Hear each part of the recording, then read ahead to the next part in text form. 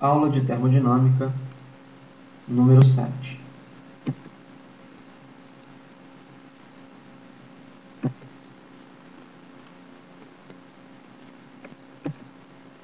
Temas da aula: a equivalência entre os enunciados de Kelvin e Clausius e o ciclo de Carnot. A segunda lei da termodinâmica. Há diversas maneiras para expressarmos a segunda lei da termodinâmica, mas veremos que todas elas são equivalentes entre si. Veremos nesta aula que é possível compreender o significado desta lei através dos enunciados de Clausius e Kelvin Planck. Nós já aprendemos na aula número 6 esses dois enunciados, mas vamos recordá-los neste momento. Enunciado de Clausius. É impossível realizar um processo cujo único efeito seja transferir calor de um corpo mais frio para um corpo mais quente. Este enunciado impossibilita, num ciclo termodinâmico, transferir energia na forma de calor de um reservatório térmico a baixa temperatura para outro reservatório térmico a alta temperatura, sem provocar algum efeito na vizinhança. É preciso que haja um aporte de trabalho para completar o ciclo. O enunciado de Kelvin Planck. É impossível realizar um processo cujo único efeito seja remover calor de um reservatório térmico e produzir uma quantidade equivalente de trabalho. Este enunciado impossibilita, num ciclo termodinâmico, transferir energia na forma de calor de um reservatório térmico a alta temperatura e transferir esta mesma energia na forma de trabalho sem provocar algum efeito na vizinhança. Portanto, é preciso que haja alguma transferência de energia para uma fonte a baixa temperatura para completar o ciclo. Os dois enunciados são uma negativa. Para compreender isto, vamos ver a equivalência desses dois enunciados. Dizemos que duas proposições afirmativas são equivalentes quando a proposição verdadeira da primeira implica na proposição verdadeira da segunda, e vice-versa. Do mesmo modo, podemos verificar a equivalência para as proposições negativas, neste caso, os enunciados de Clausius e Kelvin. Para deixar tudo isto mais claro, vamos fazer algumas suposições. A primeira suposição é que a violação do enunciado de Clausius implica na violação de Kelvin. Primeiramente, vamos imaginar uma máquina térmica que satisfaça o enunciado de Kelvin. Esta máquina retira a energia na forma de calor de um reservatório a alta temperatura, realiza algum trabalho e transfere energia na forma de calor para um reservatório a baixa temperatura. Digamos que a quantidade de calor transferida da fonte quente seja 100 joules, o trabalho realizado seja 50 joules e que a quantidade de calor transferida para a fonte fria seja 50 joules. Assim, temos garantida a primeira lei da termodinâmica. O trabalho realizado é numericamente igual ao calor líquido transferido. Também temos garantida a segunda lei da termodinâmica. Contudo, vamos supor que exista uma máquina que não satisfaça o enunciado de Clausius. Esta máquina retiraria energia na forma de calor de um reservatório a baixa temperatura e transferiria a mesma quantidade de energia para um reservatório a alta temperatura. Digamos que essas quantidades de energia transferidas são de 50 joules. Portanto, o trabalho é nulo. Temos garantida a primeira lei da termodinâmica. O trabalho é numericamente igual ao calor líquido transferido, neste caso zero, e a segunda lei da termodinâmica é violada, ou o enunciado de Clausius é violado. Quando acoplamos essas duas máquinas, podemos perceber que o resultado final será algo esperado. A energia líquida transferida na forma de calor para o reservatório a baixa temperatura, o calor total neste reservatório, é igual a zero. A energia líquida transferida na forma de calor no reservatório a alta temperatura, o calor total neste reservatório, é igual a 50 joules. E o trabalho líquido realizado é igual a 50 joules. Portanto, ao acoplarmos as duas máquinas, temos uma máquina miraculosa que converte totalmente calor em trabalho. Isto é, teríamos uma máquina 100% eficiente. Mas esta máquina está violando o enunciado de Kelvin, ou a segunda lei da termodinâmica. Concluímos, então, que a violação do enunciado de Clausius leva à violação do enunciado de Kelvin, e ambas estão dizendo que a segunda lei da termodinâmica foi violada.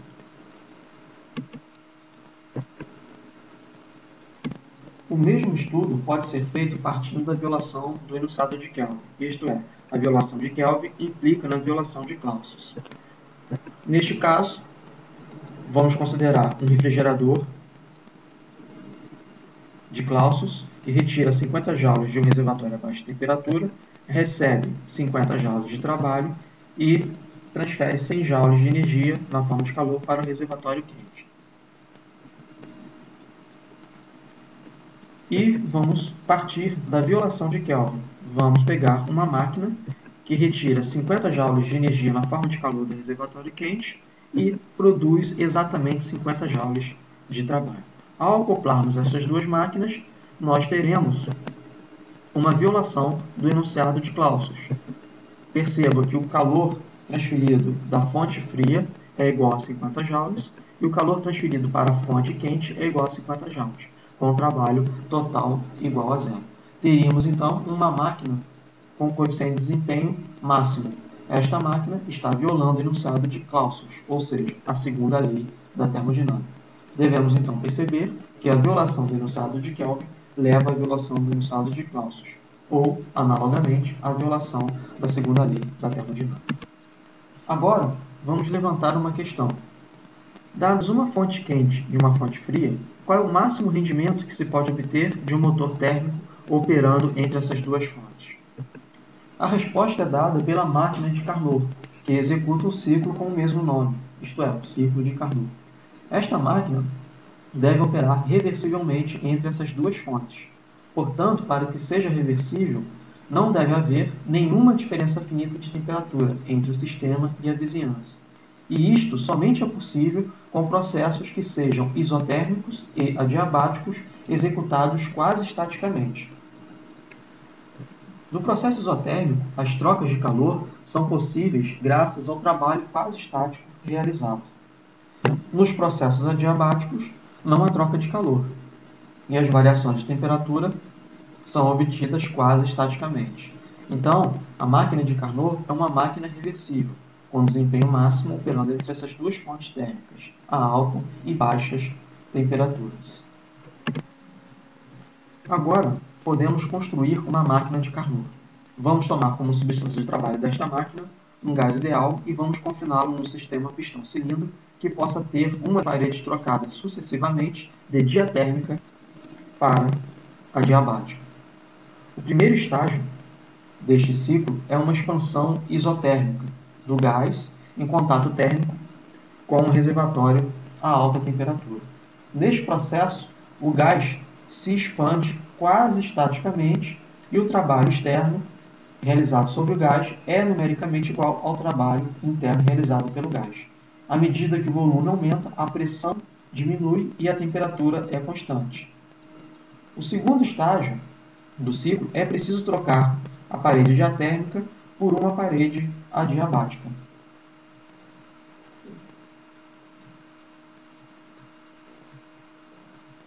Mas continuamos com uma expansão, e esta expansão é adiabática. Neste processo, o gás se expande quase estaticamente à medida que o volume aumenta, onde a pressão diminui, mas, diferentemente do processo isotérmico, temos uma diminuição da temperatura, como podemos notar no diagrama da pressão versus volume. O volume continua aumentando, mas a pressão diminui e há uma queda de temperatura. O terceiro estágio do ciclo é preciso trocar a parede adiabática por uma parede diatérmica. Faz uma compressão isotérmica do gás em contato térmico com este reservatório a baixa temperatura. Aqui justifica-se o processo adiabático no procedimento anterior, porque precisamos diminuir a temperatura do gás para então colocarmos em contato térmico com este reservatório. Afinal, não deve haver diferenças finitas de temperatura. Neste processo, o gás se comprime quase estaticamente e o trabalho externo realizado sobre o gás é numericamente igual ao trabalho interno realizado pelo gás. À medida que o volume diminui, a pressão aumenta e a temperatura é constante. O quarto estágio do ciclo Novamente é preciso trocar a parede diatérmica por uma parede adiabática e continuar com a compressão. E essa compressão é adiabática.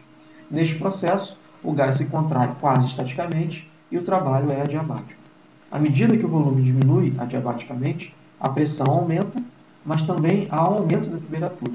Novamente, o processo adiabático se justifica porque precisamos aumentar a temperatura do sistema, do gás, antes de colocá-lo em contato térmico com o reservatório a alta temperatura. Afinal, não deve haver diferenças finitas de temperatura. Analisando o diagrama da pressão contra o volume, nós podemos notar que temos duas isotermas, 1 e 2, 3 e 4, e duas adiabáticas, 2 e 3, e 4 e 1. E todas elas são intercaladas. No processo 1 e 2, temos a transferência de calor para o sistema, a partir do reservatório a alta temperatura, e no processo 3 para 4, temos a transferência de calor do sistema para o reservatório frio. A primeira lei da termodinâmica deve ser satisfeita. Então, o trabalho, numericamente igual à área interna ao ciclo, é igual ao calor líquido total. Nos processos adiabáticos, não há transferência de calor, mas há uma diminuição da temperatura nos processos 2 para 3 e um aumento da temperatura no processo de 4 para 1, pois, a partir da primeira lei da termodinâmica, a variação da energia interna é igual ao trabalho adiabático realizado. Não se esqueça que no ciclo, a variação da energia interna é nula.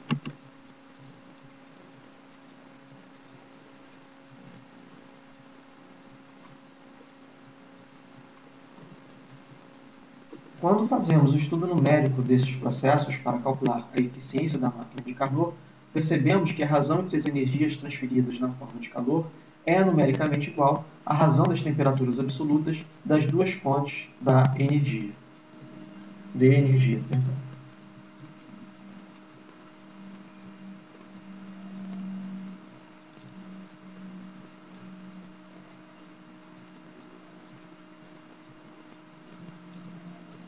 Quando esta razão é satisfeita, temos uma garantia ou certificado que a máquina é reversível.